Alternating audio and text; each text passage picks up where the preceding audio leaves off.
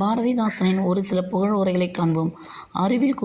அறிவு கோயிலை கட்டி அதில் நம்மை குடியேற்ற விரும்புகின்ற பேரறிஞர் பாரதிதாசன் என்கிறார் புதுமைப்பித்தன். பாரதிதாசனின் தமிழ் பற்றுக்கு எல்லை இல்லை. அவர் தம் பாடல்களை படிக்கின்ற அந்நியனும் தமிழனாகி விடுவான் என்கிறார் டாக்டர் சிதம்பரநாத செட்டியார். பாரதிதாசனருடன் பழகுவதன் மூலம் பாரதியை பார்க்கவில்லையே, அவருடன் பழகவில்லையே என்ற குறை எனக்கு நிவர்த்தி ஆயிற்று என்கிறார் கல்கி. எனக்கு குயிலின் பாடலும் மயிலின் ஆடலும் வண்டின் யாழும் அருவியின் முழவும் இனிக்கும், பாரதிதாசனின் பாட்டும் இனிக்கும் என்கிறார் திரு வி. கல்யாண சுந்தரனார். பாரதிதாசன் கவிதையில் வேகம் உண்டு, விடுதலை தாகம் உண்டு, பண்பும் உண்டு, பயனும் உண்டு என்கிறார் ராபி. சேதுப்பிள்ளை. பாரதியார் சொல்லும் வீரத்தமிழ் சொல்லின்பத்தை பாரதிதாசனின் பாடல்களில் காணலாம் என்கிறார் அரளி சு. நெல்லையப்பர். விடுதலை எல்லாம் கிளர்ச்சியால் வெல்லும், விடுதலை வேட்கை வெறிகொண்ட வீரன் அவன் என்கிறார் நாமக்கல் கவிஞர் வே. ராமலிங்கம் பிள்ளை.